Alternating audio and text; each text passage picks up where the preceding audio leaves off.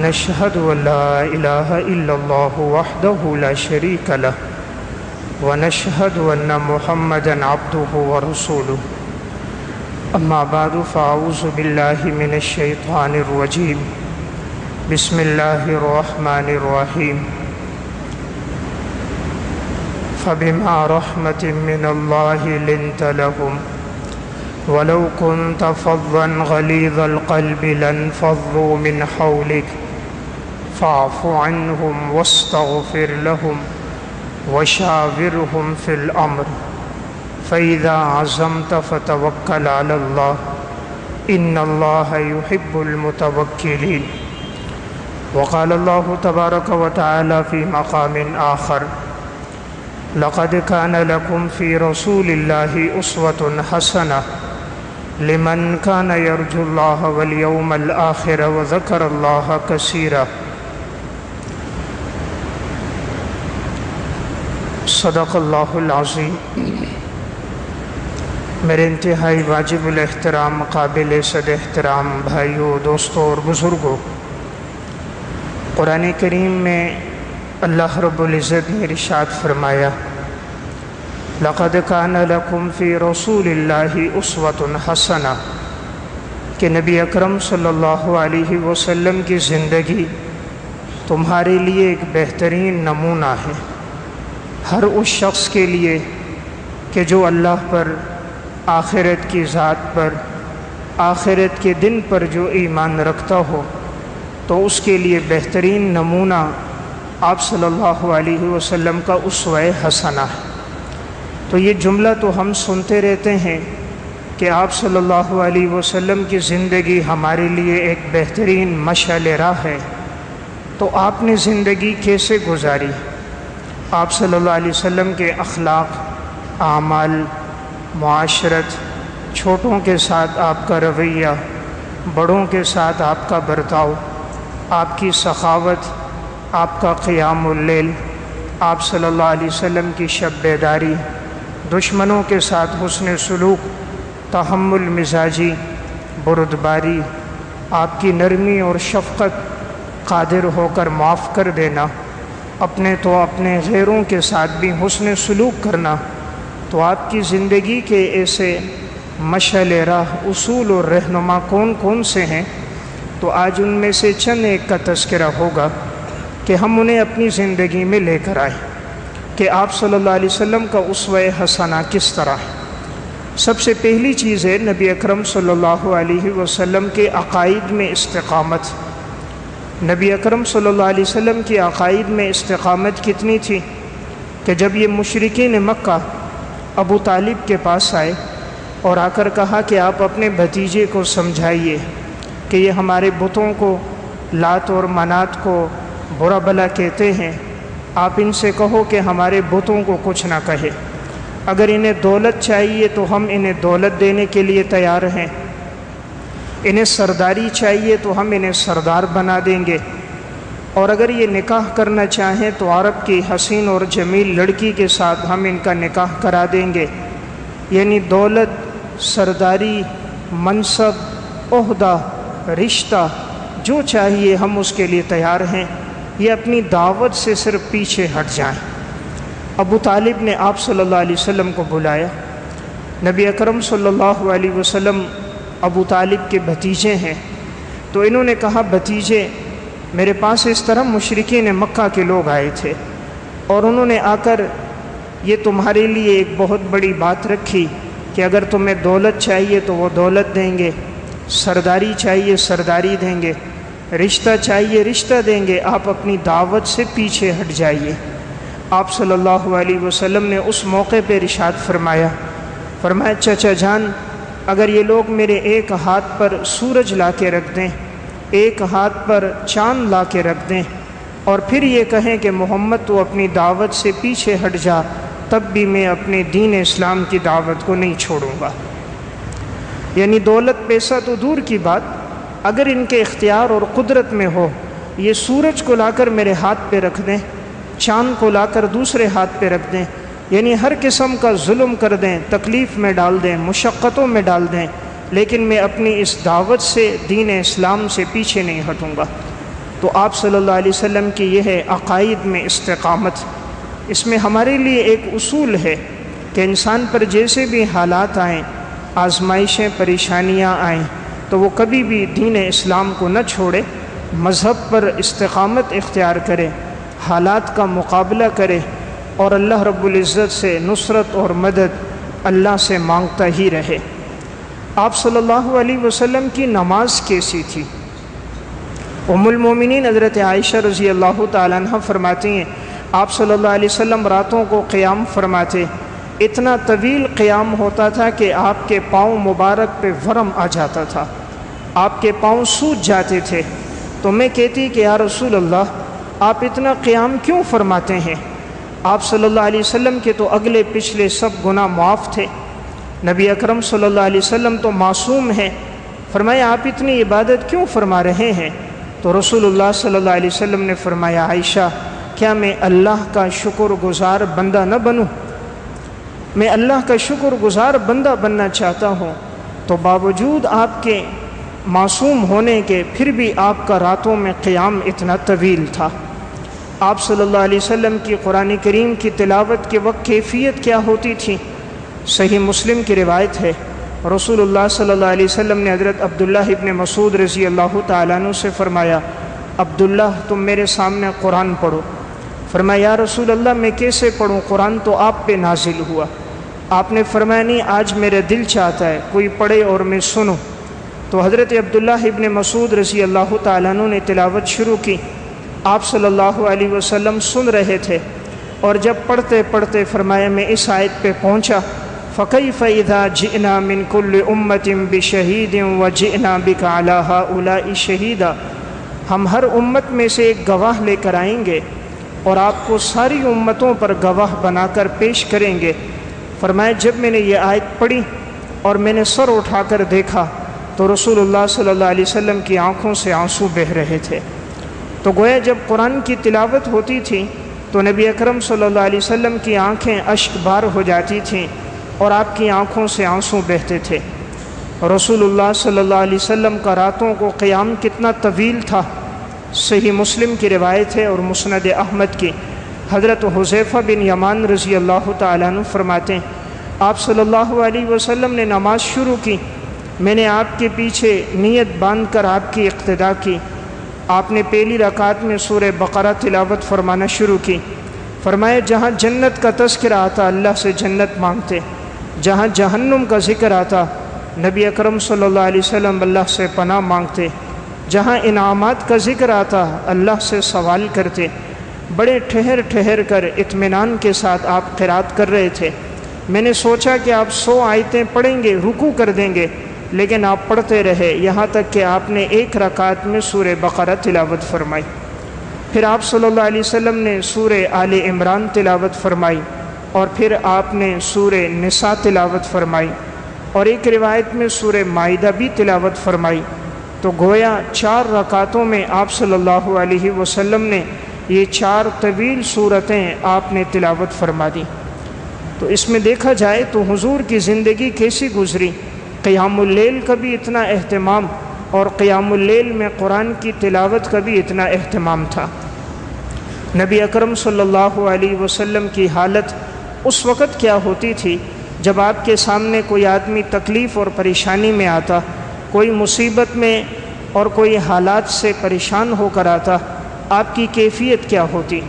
سنن نسائی کی روایت ہے چند صحابہ اکرام آپ صلی اللہ علیہ وسلم کے پاس آئے تو حضور نے دیکھا تو انہوں نے جو لباس پہنا ہوا تھا وہ پیون زدہ تھا، کئی جگہوں سے پھٹا ہوا ہے لیکن اس کو پیون لگا ہوا ہے، اور ان کے پاؤں میں جوتے نہیں ہیں، البتہ ہتھیار یعنی تلوار ان کے گلے میں لٹک رہی ہے۔ بھوک اور افلاس اور فقر ان کے لباس سے، ان کے چہرے سے نظر آ رہا تھا۔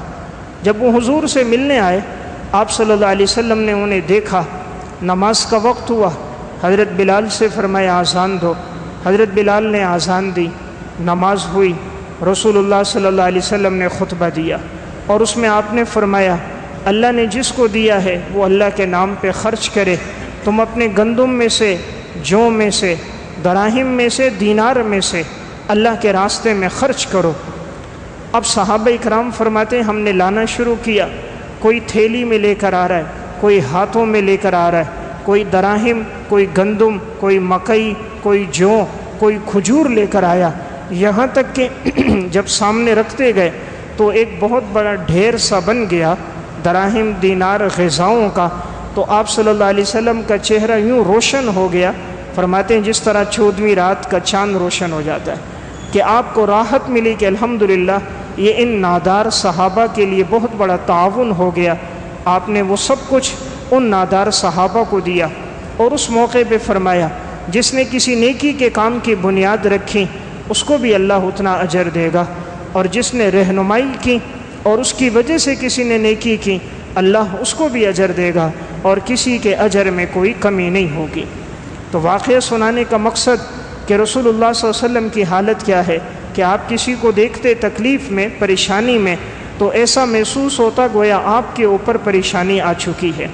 تو میں عرض کر رہا تھا کہ حضور کا جو اسوہ حسنہ ہے، آپ کی جو زندگی ہے، وہ ہمارے لیے جس زاویے سے بھی دیکھا جائے آپ کی زندگی ہمارے لیے ایک مشعل راہ ہے۔ ایک صحابی حضور کے پاس آئے، حضرت ابو مسعود انصاری رضی اللہ تعالیٰ عنہ فرماتے ہیں انہوں نے آ کر آپ صلی اللہ علیہ وسلم سے ایک شکایت کی کہ فلاں صحابی یعنی حضرت معاذ بن جبل رضی اللہ تعالیٰ عنہ ہمیں نماز پڑھاتے ہیں لیکن بڑی طویل نماز پڑھاتے ہیں۔ تو ایک دفعہ حضرت معاذ بن جبل رضی اللہ تعالیٰ عنہ نے عشاء کی نماز میں سورہ بقرہ شروع کر دی۔ اب یہ دن بھر کام کاج کرنے والے تھے، محنت مشقت میں زندگی گزرتی تھی، کھیتی باڑی کیا کرتے تھے۔ جب انہوں نے دیکھا کہ سورہ بقرہ کی تلاوت شروع ہے تو یہ سمجھے کہ لمبی نماز ہوگی، تو انہوں نے اپنی مختصر نماز پڑھی اور آ گئے۔ تو بعد میں کسی نے کہا یہ تو معاذ اللہ منافق ہیں، اپنی نماز اکیلے میں پڑھتے ہیں، جماعت کے ساتھ انہوں نے نماز نہیں پڑھی۔ صبح آپ صلی اللہ علیہ وسلم کو خبر دی گئی، رسول اللہ صلی اللہ علیہ وسلم اتنے غصے ہو گئے، آپ کا چہرہ انور سرخ ہو گیا۔ آپ علیہ الصلوۃ والسلام نے فرمایا اے معاذ، کیا تم لوگوں کو فتنے میں ڈالنے والے ہو؟ تم لوگوں کو فتنے میں ڈال رہے ہو، یعنی تمہاری وجہ سے لوگ جماعت کی نماز میں شریک نہیں ہو رہے۔ مقصد تھا کہ اپنی نماز کو تم مختصر کر دو، اگر تم نے پڑھنی ہے تو سورہ ضحیٰ تلاوت کرو، سورہ شمس تلاوت کرو، تم اتنی طویل صورتیں کیوں تلاوت کر رہے ہو؟ تو دیکھیں اس سے ہمارے لیے سبق یہ ملا کہ آپ صلی اللہ علیہ وسلم نے اس کو پسند نہیں فرمایا کہ طویل نماز پڑھی جائے۔ آپ نے فرمایا تمہارے پیچھے بیمار بھی ہوتے ہیں، حاجت مند بھی ہوتے ہیں، ضرورت مند بھی ہوتے ہیں، جب تم امامت کرواؤ تو اپنی نماز مختصر کرو۔ ہاں جب انفرادی نماز پڑھو تو جس طرح چاہو تم طویل نماز پڑھو۔ تو میں عرض کر رہا ہوں آپ علیہ السلام کی زندگی کا ہر اصول ہمارے لیے ایک مشعل راہ ہے۔ آپ فجر کی نماز پڑھا رہے ہیں تو اس دور میں چونکہ خواتین بھی نماز میں شریک ہوتی تھی، پچھلی صفوں میں صحابہ کا دور تھا، اندھیرا ہوتا تھا، خیر القرون کا زمانہ تھا، فتنے موجود نہیں تھے، صحابیات آ کر پیچھے نماز پڑھ لیتی، خود امام الانبیاء صلی اللہ علیہ وسلم نماز پڑھاتے۔ تو آپ نے نماز شروع کی تو ایک بچے کے رونے کی آواز آئی، کوئی ماں نماز کے لیے آئی تو اپنا بچہ بھی دودھ پیتا ساتھ لے آئی، تو اسے کونے میں ڈالا، بچہ سویا ہوا تھا لیکن اچانک درمیان میں اٹھ گیا تو وہ رونے لگا۔ آپ صلی اللہ علیہ وسلم نے رونے کی آواز نماز میں سنی تو آپ نے نماز میں تخفیف کر دی، نماز آپ نے مختصر پڑھائی، حالانکہ فجر کی نماز تھی، آپ نے مختصر کر دی، اور پھر فرمایا کہ میرا دل چاہ رہا تھا طویل کروں لیکن میں نے بچے کے رونے کی آواز سنی تو مجھے احساس ہوا کہ اس کی ماں کو تکلیف ہوگی اپنے بچے کے رونے کی وجہ سے، اس لیے میں نے نماز کو مختصر کر دیا۔ یہ امت کو درس دینا ہے کہ اپنے مقتدیوں کی رعایت رکھی جائے، اپنے ماتحتوں کی رعایت رکھی جائے۔ آپ علیہ السلام نے ہر موقع پر ہر ایک انسان کا لحاظ رکھ کر ہمیں زندگی گزارنے کا ایک اصول اور ایک طریقہ بیان فرمایا۔ ایک صحابی ہے زید بن سعنہ رضی اللہ تعالیٰ عنہ، المستدرک علی الصحیحین کی روایت ہے، یہ شروع میں یہود کے بہت بڑے عالم تھے، بعد میں اسلام لائے۔ ان کے اسلام لانے کا سبب یہ بنا، انہوں نے تورات میں 2 نشانیاں پڑھی تھیں کہ پیغمبر آخر الزمان کی ایک نشانی یہ ہوگی کہ ان کو جتنا بھی غصہ دلایا جائے تو ان کی تحمل مزاجی بردباری بڑھے گی، وہ غصے کا جواب غصے سے نہیں دیں گے، عفو و درگزر کے ساتھ وہ دیں گے۔ اور دوسری نشانی یہ کہ جتنی بدتمیزی بد اخلاقی کی جائے وہ پیغمبر معاف کرے گا، وہ بدلہ نہیں لے گا۔ اب یہ جو یہود کا بڑا عالم ہے، کہتے ہیں میں نے یہ دیکھنے کے لیے کہ یہ نشانیاں اس پیغمبر آخر الزمان میں موجود ہیں یا نہیں، اتفاق سے ایک مرتبہ آپ صلی اللہ علیہ وسلم کھڑے تھے، کچھ صحابہ آئے، فرمایا یا رسول اللہ فلاں جگہ غلے کی ضرورت ہے لیکن وہاں غلہ موجود نہیں ہے، تنگ دستی ہے، آپ نے پیغام بھیجا، کیا کچھ گھر میں ہے؟ گھر میں بھی نہیں تھا۔ حضرت علی رضی اللہ تعالیٰ عنہ کھڑے تھے، آپ نے پوچھا غلہ ہوگا؟ انہوں نے فرمایا یا رسول اللہ اتنا غلہ تو نہیں ہے۔ اتنے میں یہ جو یہودی عالم تھا اس نے کہا میرے پاس موجود ہے، اگر چاہیے تو میں آپ کو دے دیتا ہوں، تم مجھے بعد میں دے دینا۔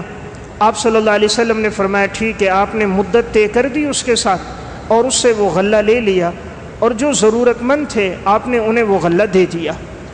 ابھی مدت پوری نہیں ہوئی، پورے ہونے سے چند دن پہلے یہی یہود کا عالم یہ آیا، بھرے مجمع میں آپ صلی اللہ علیہ وسلم بیٹھے ہوئے ہیں، صحابہ اکرام ہیں، فوراً ہی آتے ہوئے سخت لہجے میں اور بڑے طنزیہ جملے استعمال کرتے ہوئے کہنے لگا کہ آپ پیغمبر ہیں اور میرا قرضہ نہیں دے رہے، حالانکہ آپ نے مجھ سے لیا تھا اور آج دیکھیں اتنا وقت ہو گیا آپ نے میرا قرضہ نہیں لوٹایا۔ آپ صلی اللہ علیہ وسلم نے فرمایا کہ مدت طے ہوئی تھی لیکن ابھی تو وہ مدت باقی ہے، جب وہ مدت ہو جائے گی تو آپ کا قرضہ ہم لوٹا دیں گے۔ اس نے کہا نہیں مجھے ابھی قرضہ چاہیے، میری رقم مجھے ابھی چاہیے۔ تو بڑے سخت جملے اس نے کہے۔ حضرت عمر رضی اللہ تعالیٰ عنہ نے تلوار نیام سے نکال دی، فرمایا یا رسول اللہ اجازت دو اس کا سر قلم کر دوں، کہ اسے بات کرنے کا طریقہ نہیں آتا، چھوٹے بڑے کا فرق اس کی زندگی میں نہیں، کیسی بدتمیزی بد اخلاقی کر رہا ہے۔ آپ صلی اللہ علیہ وسلم نے فرمایا اسے کچھ نہ کہو۔ تو آپ نے اسے معاف کیا اور فرمایا کہ اس کا جو حق بنتا ہے اسے دے دو اور اس سے اچھے انداز میں دو۔ تو آپ نے دیکھا جو دراہم دینار آپ کے پاس تھے تو آپ نے وہ لیے، حضرت عمر سے فرمایا اس کی ادائیگی کرو، حسن اسلوبی کے ساتھ کرو۔ اب جب وہ حضرت عمر رضی اللہ تعالیٰ عنہ گئے اور جتنا اس کا قرضہ تھا جب اس کو ادا کیا تو وہ زید بن سعانہ جو بعد میں پھر ایمان لے کر آئے تو حضرت عمر سے کہنے لگے کہ آپ کو معلوم ہے میں نے سخت لہجہ کیوں اپنایا، میں نے بد اخلاقی کیوں کی؟ حضرت عمر نے فرمایا کیوں کی؟ کہا میں یہود کا عالم ہوں اور میں نے تورات میں یہ پڑھا تھا اس پیغمبر آخر الزمان کی نشانی یہ ہوگی جتنی بدتمیزی بد اخلاقی کرو گے اتنا وہ عفو و درگزر کرے گا، جتنا سختی سے پیش آؤ گے اتنا وہ نرمی سے تمہارے ساتھ معاملہ کرے گا، تمہاری طرف سے تکلیف پہنچے گی اس کی طرف سے معافی اور عفو و درگزر ہوگی۔ تو میں ان علامات کو دیکھنا چاہ رہا تھا، اسی لیے میں وقت سے پہلے آیا، میں نے بڑے مجمع میں سب کے سامنے آپ کو سخت الفاظ میں تنبیہ کی، لیکن آپ علیہ السلام نے مسکرا کر مجھے جواب دیا اور مجھے کوئی بات نہیں کی۔ تو وہ دونوں نشانیاں پوری ہو گئیں، اسی موقع پر زید بن سعانہ ایمان لے کر آ گئے۔ تو یہ ہے رسول اللہ صلی اللہ علیہ وسلم کی تحمل مزاجی۔ تو میں عرض کر رہا تھا آپ کی زندگی بہترین نمونہ ہے، انسان جس زاویے سے آپ علیہ السلام کی زندگی کو دیکھے تو اسے زندگی گزارنے کے اصول ملیں گے، چاہے وہ والد ہو، بیٹا ہو، چاہے وہ حکمران ہو، سیاستدان ہو، قاضی ہو، مسجد کا امام ہو، فیصلہ کرنے والا ہو، ہر اعتبار سے آپ کی زندگی کے رخ اور زاویے ہمارے سامنے۔ آپ علیہ الصلوۃ والسلام کا حضرات صحابہ کے ساتھ بھی کیسا تعلق تھا، کبھی اگر آپ سے کسی کو تکلیف پہنچتی آپ فوراً اس کو کہتے مجھ سے بدلہ لے لو۔ سنن ابی داؤد کی روایت ہے، حضرت اسید بن حضیر رضی اللہ تعالیٰ عنہ کہتے انصار میں ایک شخص تھے اور وہ بڑے مذاق کرنے والے تھے، آپ صلی اللہ علیہ وسلم کی مجلس میں آتے تب بھی کوئی بات کہہ دیتے مذاق میں، تو مسجد میں ایک تفریح ہو جاتی مجلس میں۔ تو ایک دفعہ انہوں نے کوئی بات کی تو آپ علیہ السلام ان کو خاموش کرنے کے لیے آپ کے ہاتھ میں ایک مسواک سی تھی تو آپ نے ان کے پہلو میں ماری ہلکی سی کہ بس کرو آپ، یعنی بہت تم نے تفریح کر دی۔ تو اب جیسے آپ نے اس کو کیا تو اس نے فوراً آگے سے کہا یا رسول اللہ آپ کے ہاتھوں سے مجھے تکلیف پہنچی ہے اور میں اپنا بدلہ لوں گا۔ آپ علیہ الصلوۃ والسلام نے فرمایا ٹھیک ہے، اپنے آپ کو پیش کیا، ہاں بھئی بدلہ لے لو۔ فرمایا یا رسول اللہ میرے پہلو پر اس وقت چادر نہیں تھی، اس دور میں تو قمیص نہیں ہوتی تھی، اوپر چادر ڈالتے تھے، جیسے آج احرام کی چادر اوپر ہوتی ہے نیچے تہبند ہوتا ہے، تو اوپر چادر تھی۔ تو کہا یا رسول اللہ اس وقت میرے ادھر چادر نہیں تھی، آپ کے جسم پر چادر ہے۔ آپ علیہ الصلوۃ والسلام نے اپنے پہلو سے چادر اوپر کر دی، فرمایا ہاں بھائی اپنا بدلہ لے لو۔ وہ صحابی فوراً پیچھے سے آیا، آپ کے پہلو کے ساتھ چمٹ گیا اور چومنے لگ گیا، بوسہ دینے لگ گیا، اور آپ کی کمر مبارک کو اپنے سینے سے لگایا۔ فرمایا یا رسول اللہ میرا صرف یہی مقصد تھا، یعنی آپ کا جسم میرے جسم سے مس ہو جائے، ٹچ ہو جائے، شاید یہی میرے لیے نجات کا ذریعہ بن جائے۔ واقعہ سنانے کا مقصد یہ امام الانبیاء ہیں کہ جنہوں نے اپنے آپ کو خود بدلے کے لیے پیش کیا کہ اگر مجھ سے کوئی تکلیف ہے تو مجھ سے بدلہ لے لو۔ تو میں عرض کر رہا تھا حضور نے ایسی زندگی گزاری کہ آپ کی زندگی سے کبھی کسی کو تکلیف نہیں پہنچی۔ حضرت انس بن مالک رضی اللہ تعالیٰ عنہ آپ صلی اللہ علیہ وسلم کے 10 سال خادم رہے ہیں، 10 سال انہوں نے مدینہ میں آپ کی خدمت کی ہے۔ فرماتے ہیں کبھی ایسا نہیں ہوا کہ آپ صلی اللہ علیہ وسلم نے مجھے کبھی مارا ہو، اور کبھی نہیں فرمائے یہ کام کیوں کیا، اگر میں نے نہیں کیا تو فرمایا کیوں نہیں کیا، کبھی ایسا نہیں ہوا۔ یعنی آپ کا مزاج بھی کبھی نہیں بدلا، جب بھی بات کی بڑی نرمی کے ساتھ، بڑی محبت کے ساتھ بات کی۔ حضرت انس فرماتے ہیں ایک دفعہ آپ صلی اللہ علیہ وسلم نے مجھے ایک کام کے لیے بھیجا۔ اس وقت چونکہ یہ بھی بچے تھے تو بچے باہر کھیل رہے تھے، تو یہ بھی بچوں کے ساتھ کھیلنے میں مشغول ہو گئے۔ تو آپ صلی اللہ علیہ وسلم نے دیکھا کافی دیر ہو گئی، انس نہیں آیا۔ حضور جب باہر گئے تو دیکھا انس بن مالک بچوں کے ساتھ کھیل رہے تھے۔ آپ علیہ الصلوۃ والسلام نے پیچھے گردن پہ یوں ہاتھ رکھا۔ حضرت انس کہتے میں نے مڑ کے دیکھا تو حضور مسکرا رہے تھے۔ فرمایا انس میں نے تمہیں کس کام کے لیے بھیجا تھا؟ فرمایا یا رسول اللہ ابھی جاتا ہوں۔ کہا میں دوڑتا ہوا چلا گیا، لیکن آپ نے ایک جملہ نہ کہا کہ اتنی دیر ہو گئی میں نے تجھے بھیجا ہے، کیوں تاخیر ہو گئی؟ فرمایا آپ نے کوئی جملہ نہ کہا، صرف آپ نے میری گردن پہ ہاتھ رکھا، میں نے مڑ کے دیکھا، آپ نے مسکراتے ہوئے فرمایا۔ تو میں عرض کر رہا ہوں زندگی ہم نے گزارنی ہے آپ صلی اللہ علیہ وسلم کے اسوہ حسنہ پر۔ حضور کا اسوہ حسنہ اس طرح ہے، صحیح بخاری کی روایت ہے، حضرت انس بن مالک رضی اللہ تعالیٰ عنہ فرماتے ہیں ایک اعرابی شخص آیا، آپ صلی اللہ علیہ وسلم کے کندھے پر چادر تھی، تو اس نے اتنی زور سے آپ کی چادر کو کھینچا کہ وہ چادر دھاری دار تھی، اس پہ نقش و نگار تھا، تو کھینچنے کی وجہ سے آپ کی گردن پہ نشان پڑ گیا۔ آپ صلی اللہ علیہ وسلم نے مسکرا کے اس کی طرف دیکھا تو آپ مسکرانے لگے، حالانکہ بڑی سخت آپ کو تکلیف پہنچی اور اتنی سخت کہ گردن پہ نشان ہو گیا۔ آپ نے فرمایا ہاں بھئی کیا ہوا؟ اس اعرابی نے کہا آپ نے مال تقسیم کیا، سب کو اونٹ ملے، دراہم ملے، مجھے تو کچھ نہیں ملا، میرے لیے بھی حکم دیجئے کہ مجھے بھی ملے۔ تو آپ صلی اللہ علیہ وسلم نے فرمایا ہاں بھئی اگر کچھ ہے اس کو بھی دو، تو اس کو بھی دیا گیا، لیکن آپ نے بدلہ نہیں لیا۔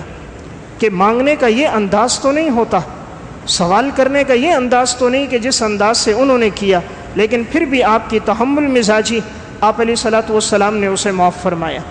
تو میں عرض کر رہا تھا حضور کی زندگی جس نمونے میں آپ دیکھیں گے تو آپ علیہ الصلوۃ والسلام کی زندگی ہمارے لیے ایک مشعل راہ ہے۔ یہودیوں کے ساتھ بھی آپ کا برتاؤ اعتدال سے ہوتا تھا، صحیح بخاری اور مسلم کی روایت ہے۔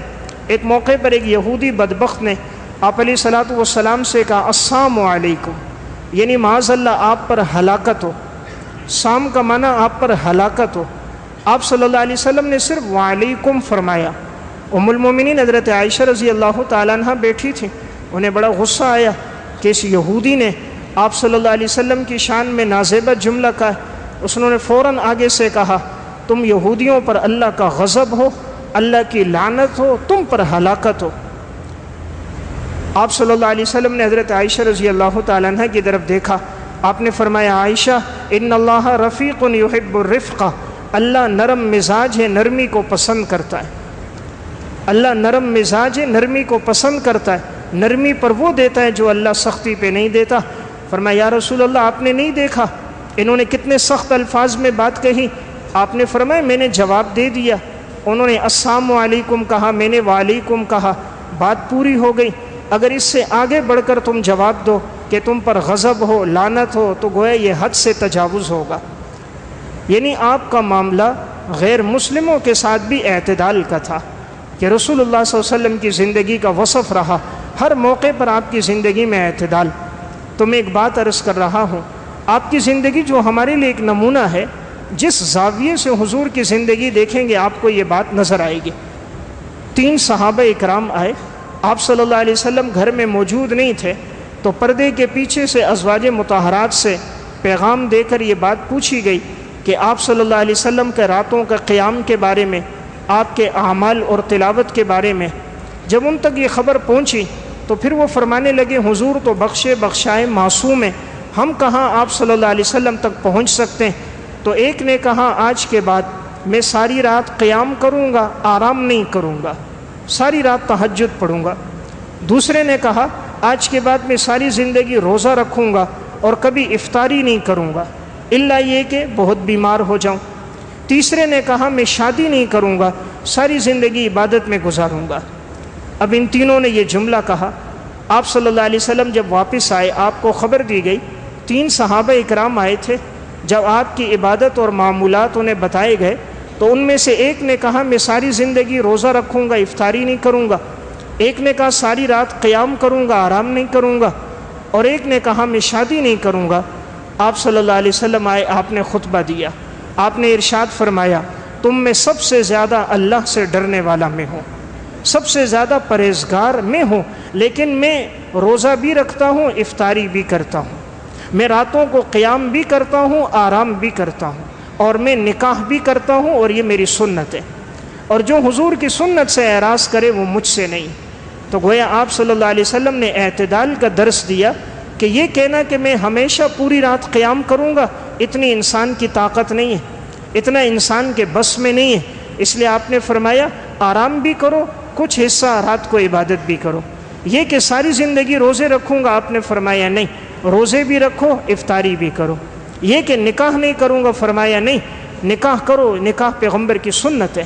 اور نوجوانوں کو آپ نے حکم دیا یا معاشر الشباب من استطاع منکم الباءۃ فلیتزوج فانہ اغض للبصر واحسن للفرج، جو تم میں نکاح کرنے کی طاقت رکھے وہ کرے، اس لیے کہ اس سے نگاہیں جھک جاتی ہیں، عزت اور آبرو کی حفاظت ہوتی ہے۔ تو میرا واقعہ سنانے کا مقصد آپ صلی اللہ علیہ وسلم کی زندگی میں بڑا اعتدال تھا۔ تو میں عرض کر رہا تھا حضور کی زندگی میں جو پہلو دیکھیں گے آپ کو بڑا نمایاں نظر آئے گا، اور اس میں ہمارے لیے زندگی گزارنے کا ایک سبق ہوگا۔ غزوہ بدر کا موقع ہے، جب مشرکین میں سے 70 مارے گئے اور اسی طرح یہ قیدی بنے، آپ صلی اللہ علیہ وسلم نے صحابہ سے مشورہ لیا۔ حضرت ابوبکر صدیق رضی اللہ تعالیٰ عنہ کی رائے تھی، آپ صلی اللہ علیہ وسلم کی بھی اپنی رائے تھی کہ ان سے فدیہ لے کر ان کو چھوڑ دیا جائے۔ اس کا یہ فائدہ بھی تھا کہ تاکہ اس فدیے کی رقم سے مسلمانوں کو فائدہ پہنچے گا، دوسرا ہو سکتا ہے بعد میں انہی میں سے کئی لوگ اسلام لے کر آ جائیں، اور وہی ہوا، بہت سارے لوگ پھر بعد میں کچھ حدیبیہ میں، کچھ فتح مکہ کے موقع پر، کچھ اس کے بعد اسلام بھی لے کر آئے۔ تو آپ صلی اللہ علیہ وسلم نے فرمایا فدیہ لے آؤ، ہر ایک آدمی اپنا فدیہ دے اور اسے چھوڑ دیا جائے گا۔ اب آپ صلی اللہ علیہ وسلم کے داماد تھے ابو العاص، یہ حضرت زینب رضی اللہ تعالیٰ عنہ کے شوہر ہیں، آپ صلی اللہ علیہ وسلم کی بیٹی حضرت زینب ان کے شوہر ہیں۔ تو چونکہ اس وقت یہ ممانعت نہیں تھی کہ غیر مسلم سے نکاح حرام ہو، یہ ممانعت اور یہ حکم شریعت کا بعد میں آیا تھا۔ اب جب سب کی طرف سے مکہ سے فدیے آئے، ہر ایک کی رہائی کے لیے کسی نے دراہم، کسی نے دینار بھیجے، کسی نے غلہ، کسی نے ساز و سامان بھیجا، تو اسی میں ابھی یہ آپ علیہ الصلوۃ والسلام دیکھ رہے تھے کس کی طرف سے کیا فدیہ آیا اور اس کو رہائی مل رہی تھی۔ اتنے میں آپ نے دیکھا کہ ایک ہار تھا، اور کسی کوئی لے کر آیا کہ یہ آپ کی بیٹی حضرت زینب رضی اللہ تعالیٰ عنہ نے ہار دیا ہے کہ اس کے بدلے ابو العاص کو رہا کر دیا جائے، جو آپ صلی اللہ علیہ وسلم کے داماد حضرت زینب کے شوہر ہیں۔ تو آپ علیہ السلام کی بیٹی حضرت زینب نے اپنا ہار بھیجا کہ یہ ہار لے لیا جائے اور اس کے بدلے ابو العاص کو رہا کر دیا جائے۔ حضور نے جب وہ ہار دیکھا آپ پہ رقت طاری ہو گئی، آپ علیہ الصلوۃ والسلام کی آنکھوں سے آنسو بہنے لگ گئے۔ آپ کو وہ منظر یاد آیا کہ یہ وہ ہار تھا جو ام المومنین حضرت ختیجہ رضی اللہ تعالیٰ عنہ کے گلے میں تھا۔ جس وقت انہوں نے اپنی اس بیٹی حضرت زینب کو رخصت کیا تھا تو ام المومنین نے یہ ہار نکال کر اپنی بیٹی زینب کے گلے میں ڈالا تھا۔ آج حضور کی یہ بیٹی اپنے شوہر کی رہائی کے لیے اپنے گلے کا ہار اس نے بھیجا تھا۔ آپ علیہ السلام نے وہ ہار دیکھا، آپ کو وہ منظر یاد آیا، گھر والی کی محبت رفاقت یاد آئی، زندگی کا وہ ساتھ یاد آیا، بیٹی کی تنہائی یاد آئی کہ مکہ میں وہ اکیلی ہے اور آج یہ داماد قید ہو کر آیا۔ آپ علیہ السلام کی آنکھوں میں آنسو آ گئے۔ صحابہ نے پوچھا یا رسول اللہ کیا ہوا؟ فرمایا یہ ہار میری بیٹی نے بھیجا ہے، اگر تم لوگ راضی ہو تو ایسا کر دیتے ہیں ابو العاص کو ویسے رہا کر دیں، یہ ہار میں ان کے لیے واپس بھیج دیتا ہوں۔ یہ ہار ختیجہ نے زینب کے گلے میں ڈالا تھا، اور ابو العاص سے کہیں گے کہ وہ بیٹی زینب کو مدینہ بھیج دے، بس یہ اس کے لیے شرط لگا لیں گے کہ وہ زینب کو مدینہ بھیج دے اور یہ ہار ہم زینب کو واپس بھیج دیں، کیا خیال ہے؟ سب صحابہ نے فرمایا یا رسول اللہ بالکل ٹھیک ہے، ہم سب اس پہ راضی ہیں۔ تو دیکھیں آپ چاہتے تو خود بھی فیصلہ کر سکتے تھے، لیکن آپ نے صحابہ کے مشورے سے فیصلہ کیا، آپ نے صحابہ سے رائے لینے کے بعد فیصلہ کیا۔ تو دیکھیں حضور کی زندگی کیسی ہے، آپ صلی اللہ علیہ وسلم کا معاملہ اپنی اولاد کے ساتھ ہو، غیر کے ساتھ ہو، ہمیشہ عدل کے ساتھ معاملہ رہا ہے۔ حضرت فاطمہ رضی اللہ تعالیٰ عنہ آپ صلی اللہ علیہ وسلم کے ہاں آئیں، اتفاق سے حضور گھر میں نہیں تھے۔ حضرت فاطمہ خود چکی چلاتی تھیں، چکی چلاتے چلاتے ہاتھوں میں نشانات پڑ گئے تھے، گھر میں خود جھاڑو دیتی، کچے گھر تھے، کپڑوں پہ گرد و غبار ہو جاتا تھا، اور پھر چکی سے پیسنا، آٹا بنانا، پھر گوندنا، پھر ساتھ بکریوں کی دیکھ بھال کرنا، بچوں کی دیکھ بھال، جتنے کام تھے سب خود اکیلی کرتی تھی۔ کچے گھر کے اندر اتنے کام کرنا بہت مشکل ہوتا ہے۔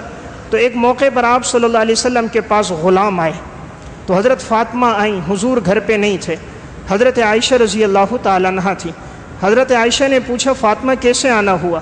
فرمایا حضور ہیں؟ فرمایا نہیں ہے۔ فرمایا کہ میں گھر کے کام کاج کرتی ہوں، بہت زیادہ تھک جاتی ہوں، گھر کے اندر کے بھی کام ہوتے ہیں، باہر کے بھی کام ہوتے ہیں، چکی بھی چلانی پڑتی ہے، آٹا بھی پیسنا پڑتا ہے، گودنا بھی پڑتا ہے، گھر کی صفائی ستھرائی بھی ہوتی ہے، جانوروں کی دیکھ بھال بھی ہوتی ہے۔ مجھے حضرت علی نے بتایا کہ حضور کے پاس کچھ غلام آئے ہیں، تو میں نے کہا میں آپ کے پاس چلتی ہوں، اگر ایک غلام مل جائے تاکہ باہر کے جو کام کاج ہوں گے وہ غلام کر دے گا تو تھوڑی سہولت ہو جائے گی۔ حضرت عائشہ رضی اللہ تعالیٰ عنہ نے فرمایا جب حضور آ گئے تو میں آپ کا پیغام پہنچا دوں گی۔ آپ صلی اللہ علیہ وسلم تشریف لائے، حضرت عائشہ نے پیغام پہنچایا، آپ کی بیٹی فاطمہ آئی تھی یا رسول اللہ، انہوں نے چاہا کہ غلام انہیں مل جائے۔ رسول اللہ صلی اللہ علیہ وسلم رات کا وقت تھا گئے، حضرت فاطمہ حضرت علی رضی اللہ تعالیٰ عنہ گھر میں ہیں۔ آپ صلی اللہ علیہ وسلم آئے، دونوں ایک دائیں طرف ایک بائیں طرف ہے، آپ درمیان میں بیٹھے۔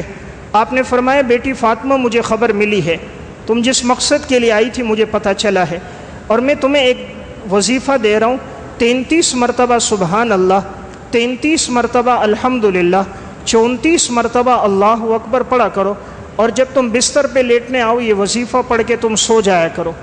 تو اس وظیفے کی حکمت محدثین نے یہ نقل کی ہے کہ آدمی جتنا بھی تھکا ماندہ ہو اور اس کو پڑھ لے تو دن بھر کی تھکاوٹ دور ہو جاتی ہے، جب وہ صبح اٹھتا ہے تو حشاش بشاش ہوتا ہے اور اللہ تعالیٰ اسے راحت عطا فرماتا ہے۔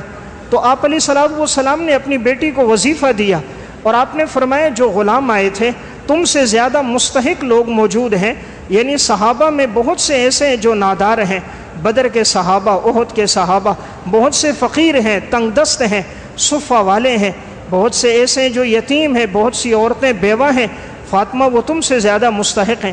آپ علیہ الصلوۃ والسلام نے غلام انہیں دیے، اپنی بیٹی کو نہیں دیا۔ یہ آنے والی امت کو درس دینا تھا۔ امام الانبیاء کی صاحبزادی، جنت کی عورتوں کی سردار، سیدۃ نساء اہل الجنہ، حسنین کی والدہ، علی کی زوجہ، نبی کی لخت جگر، لیکن پیغمبر کا قانون عدل۔ آپ نے فرمایا باقی لوگ زیادہ مستحق ہیں، آپ نے غلام ان میں تقسیم کی، اپنی بیٹی کو وظیفہ عطا فرمائے۔ تو میں ایک بات عرض کر رہا ہوں، حضور زندگی گزار کے ہمیں ایک رخ دے کے چلے گئے۔ آج ہماری زندگیاں ہم سب اپنی اولادوں کو نوازتے ہیں۔ آج کے ہمارے سیاستدان بھی ایک ایک بیٹے کو اربوں روپے دے کے جا رہے ہیں، ان کے اکاؤنٹوں میں اتنی دولت، رعایا کے پاس کھانے کے لیے کچھ نہیں، وہ بھوک کی وجہ سے خودکشیاں کر رہے ہیں، اور ان کے گھوڑے بھی مربے کھا رہے ہیں، اور ان کے علاج بھی امریکہ اور یورپ میں ہو رہے ہیں، ان کی تعلیم بھی برطانیہ میں ہوتی ہے، سوئٹزرلینڈ میں ان کی جائیدادیں بنتی ہیں۔ جس پیغمبر کا ہم کلمہ پڑھ رہے تھے اس پیغمبر کی بیٹی کے ہاتھوں پر چکی چلاتے چلاتے چھالے پڑ گئے تھے۔ تو میں ایک بات عرض کر رہا ہوں، آپ علیہ الصلوۃ والسلام کی زندگی ایک نمونہ ہے۔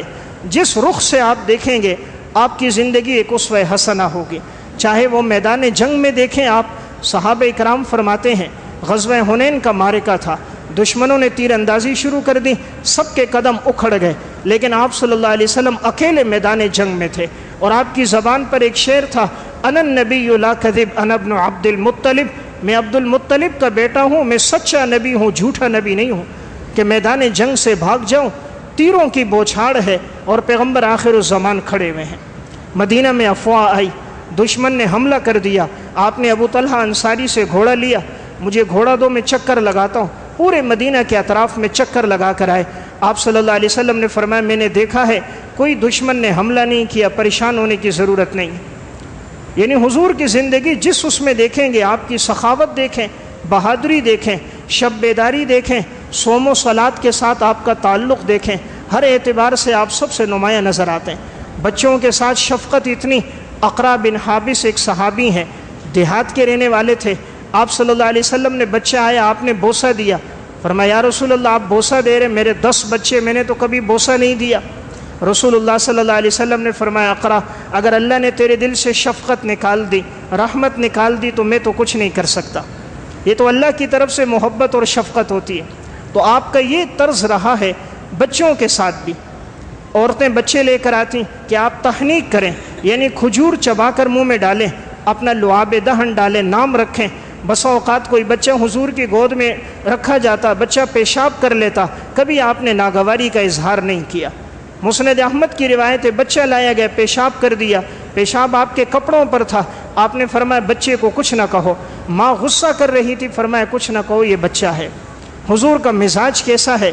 ایک دیہاتی مسجد نبوی میں پیشاب کر رہا ہے، صحابہ کی تلواریں نکل گئی، آپ علیہ الصلوۃ والسلام نے فرمایا اسے کچھ نہ کہو. قریب بلایا تو پیار سے سمجھایا، مسجد عبادت کی جگہ ہے، صوم و صلات کی جگہ ہے، بول و براز کی جگہ نہیں ہے. محبت سے بات سمجھائی. پھر صحابہ سے فرمایا فَإِنَّمَا بُعِثْتُم مُيَسِّرِينَ وَلَمْ تُبْعَثُوا مُعَسِّرِينَ، اللہ نے تمہیں آسانیوں کے لیے بھیجا ہے، سختیوں کے لیے، تکلیفوں کے لیے نہیں بھیجا.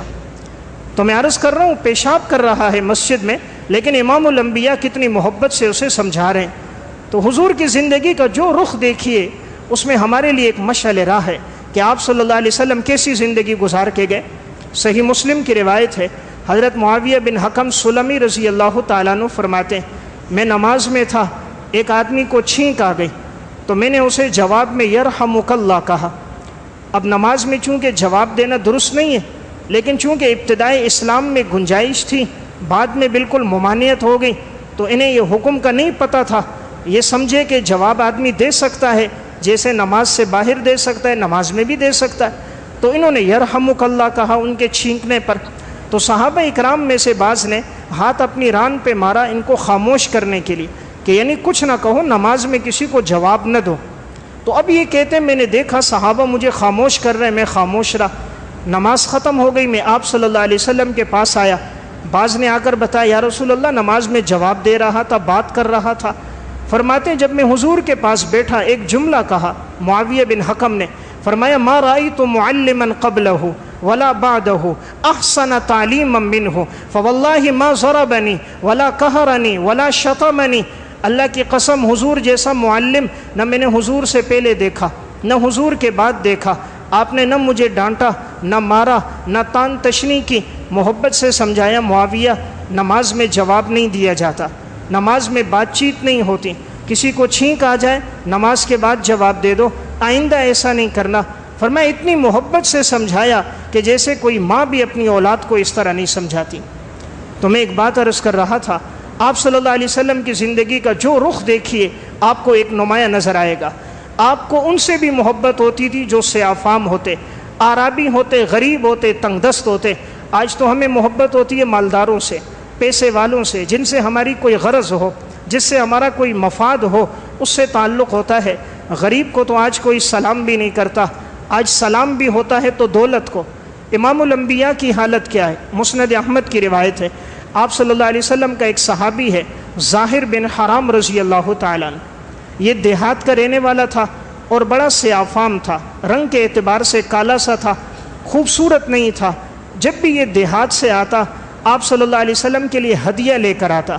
پھر یہ بازار میں آ کر اپنا سامان بیچتا تھا تو دیہات کی سبزیاں لے کر آتا، دیہات کے پھل فروٹ لے کر آتا، حضور سے جب ملتا بڑی محبت سے ملتا تھا۔ آپ فرماتے تھے ظاہر ہمارے لیے دیہات کی اشیاء لاتے ہیں، ہم ظاہر کو شہر کی اشیاء دے دیتے ہیں۔ ایک دفعہ ظاہر بن حرام بازار میں بیٹھے ہیں، خرید و فروخت کر رہے ہیں، چادر بچھائی ہوئی زمین پہ بیٹھے ہیں، جو سبزیاں لے کر آئیں وہ بیچ رہے ہیں۔ آپ صلی اللہ علیہ وسلم پیچھے سے آ گئے، ظاہر بن حرام نے دیکھا نہیں تھا، حضور ان کے پشت کے پیچھے سے آئے، ان کے بغلوں کے نیچے سے ہاتھ لے کر آپ نے ان کی آنکھوں کے اوپر ہاتھ رکھ دیے۔